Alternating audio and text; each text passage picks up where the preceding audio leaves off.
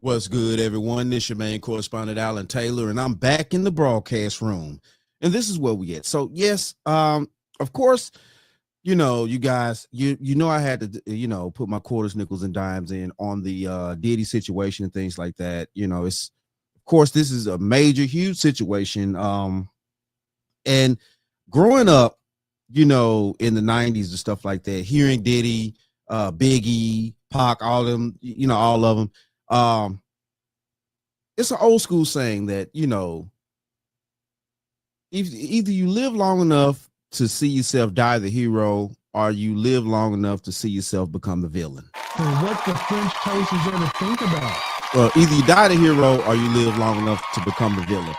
And, it's to me, it seems that, it's definitely growing up.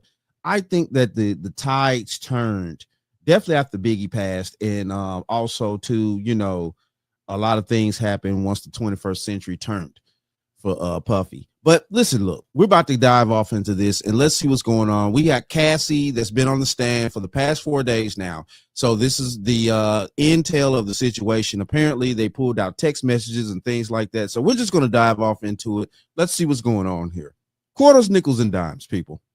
Cassie Ventura back on the stand, pressed on drug use, so-called freak-offs, and explicit text messages. Good afternoon, everyone. I'm Kira Phillips. Sean Diddy Combs' ex-girlfriend returning to the witness stand for a fourth day in the music mogul's sex trafficking trial. The defense introducing scores of text messages during cross-examination that contain a mix of affection, sexually charged banter, domestic negotiation, and bickering.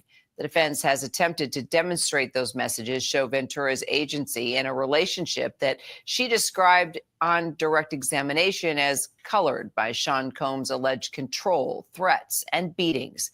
Combs denies all the charges against him, including racketeering and sex trafficking, and if convicted, faces possible life in prison. ABC News contributor and trial attorney Brian Buckmeyer joins me now from live outside that courthouse. Brian, you were inside that courtroom. You've been inside that courtroom from the beginning. The jury's interest appeared to be a bit piqued by the discussion about Ventura's rape allegation and the defense's attempt to cast doubt on that. Tell us more. What are your thoughts?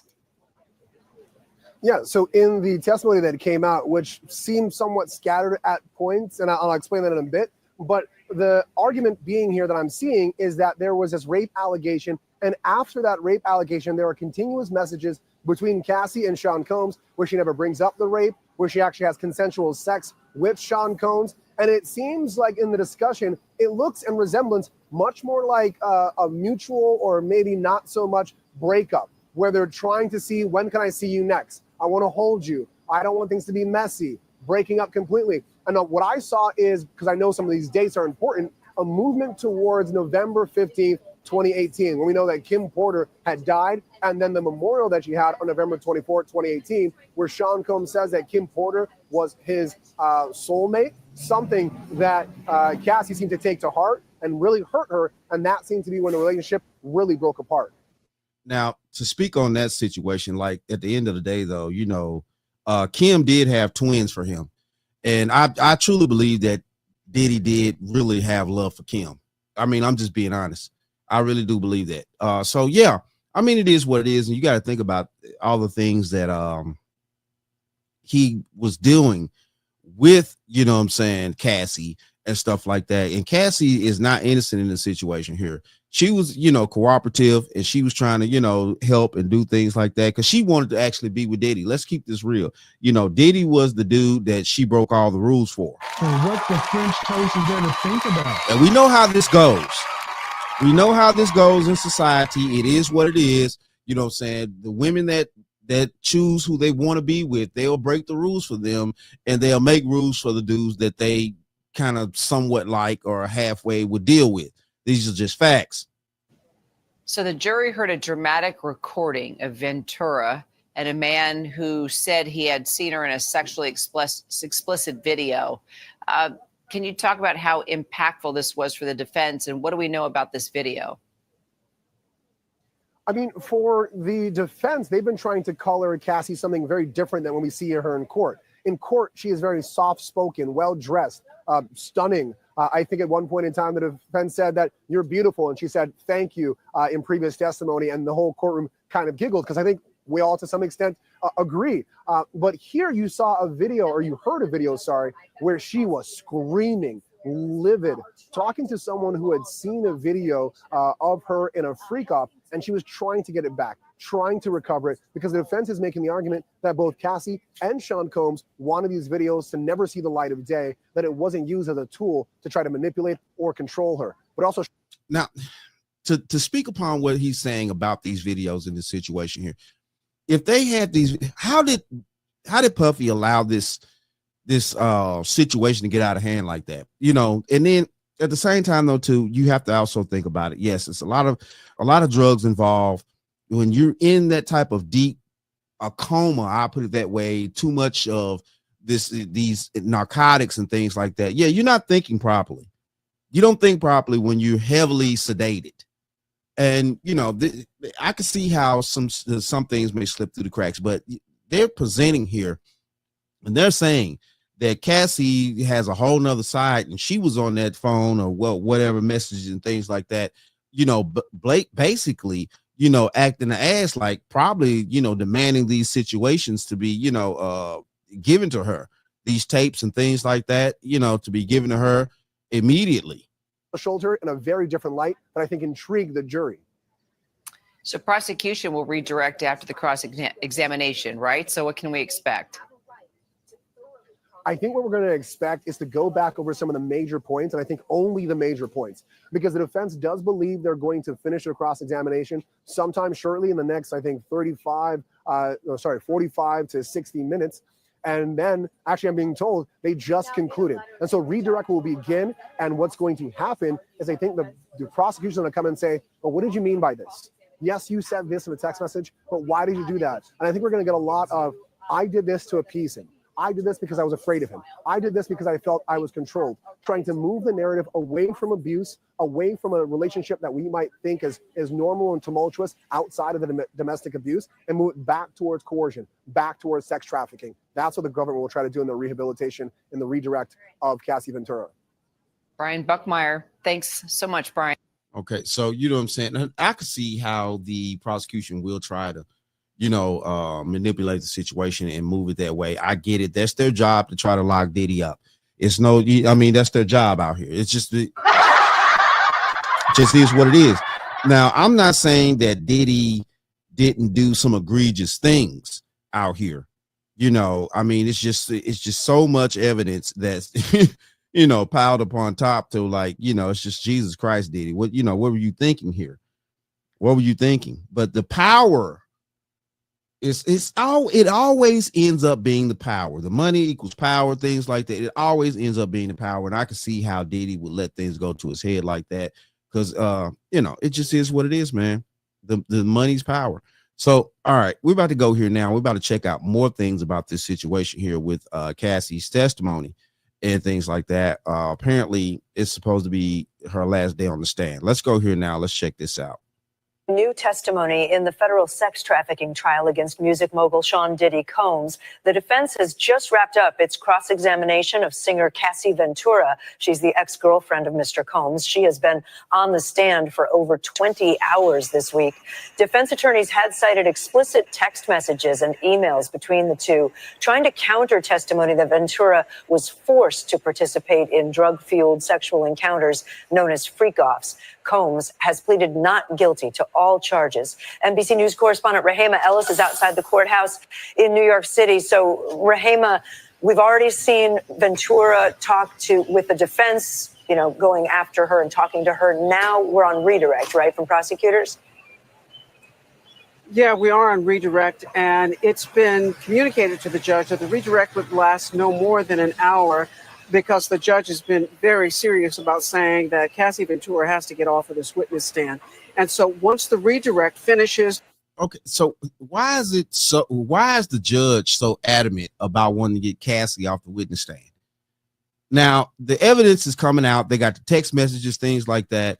Apparently, some of these text messages are showing that she was kind of, you know, in cahoots. You know, I mean, I'm just being honest. she was kind of, she was down for the grind. So I mean, Jesus Christ, man, protect all women. Protect all women. Then there will be an opportunity for the defense to have its chance to ask her questions again, but they can only ask questions that come up in the redirect. So that's going to shrink this a little bit. So I think that we can. Oh, okay. So they're going to only allow questions, certain types of questions. And in certain types of questions, the defense can only deal with those certain types of questions. Man, okay then. Yeah, we see. All right. Now, listen, look, I'm not trying to hold up Diddy at all now. Don't get it wrong. Don't get it wrong. But, if the shit gonna hit the fan, just let it hit the fan. So what the French toast is That's gonna all I'm think saying. about. If it's gonna hit the fan, just let it hit the fan.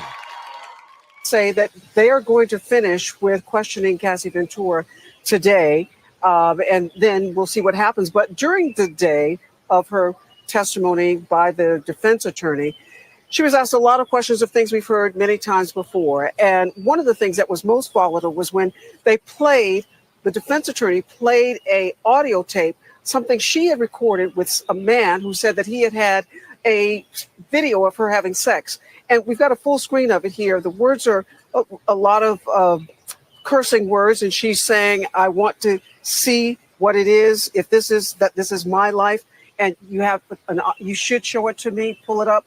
I will kill you and he will kill you again. And I'm tired of talking to you about it. Play these tapes. You hear her voice. Hold on. Let's see. I want to ever see what, I'm saying? Like, I will off you. Wow. Hold on, Cassie. Okay, Cassie threatening people's lives. So what the French toast is gonna think about. Cassie out here threatening people's lives out here. Let's see if you have it pull up, or I will. Okay, delete you, and he will too. So who is he? I'm guessing she talking about Diddy. You know what I'm saying? Let's see. Man, come on, bro. Hey, listen, look, man. Cassie was riding. You can't listen. Y'all read the screen. It's right here in y'all face. This is crazy. Cassie says Cassie out here threatening people's lives, man. Hey, what's that? The old masterpiece? She bout it. She was bout it. She is screaming. She is yelling. And the thing about it, Kate, we're not quite sure if this is video of a freak off or if this is video of something else. That's not made clear from what we could hear in the courtroom. But it shows a side of Cassie Ventura that can be volatile. When we see her under direct examination, she was very quiet, very soft-spoken, and crying a lot. Rahema, assuming that Cassie Ventura's testimony wraps up today, do we know who might take the stand next?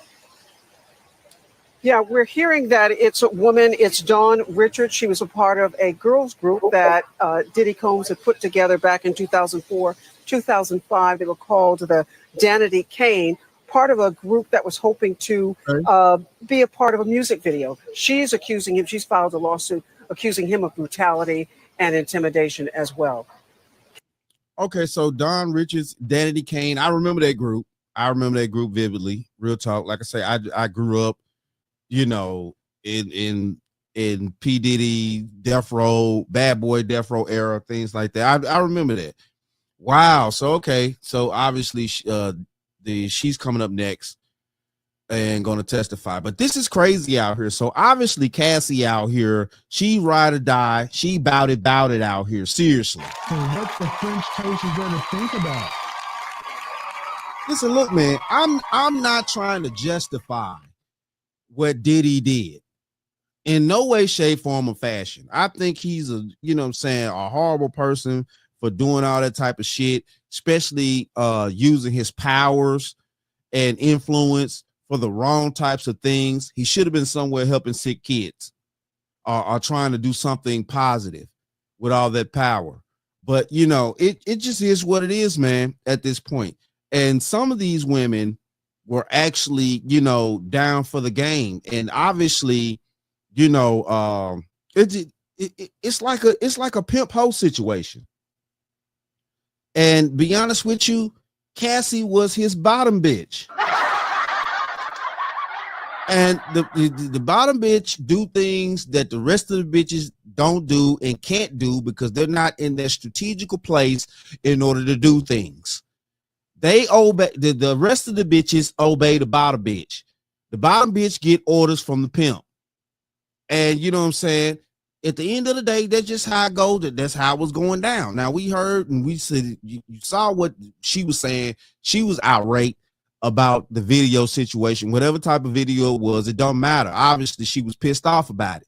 And she was like, listen, look, you know, you need to return this or whatever, or else I'm a off you, or else, you know, saying he will. AKA, I'm thinking she talking about Puffy allegedly. This is alleged. She didn't say who he was, obviously, from what we was reading here and what was reported. So, you know, yeah, it's crazy out here.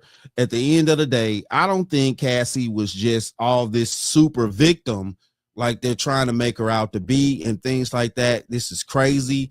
And it is what it is. And allegedly, from, you know, what I've gathered and seen things like that, her husband had to leave the courtroom at one point, you know, in the earlier parts of the her testimony and stuff like that, because I mean, I guess it was just too out of hand. And what the French toast is there to think about? It's crazy.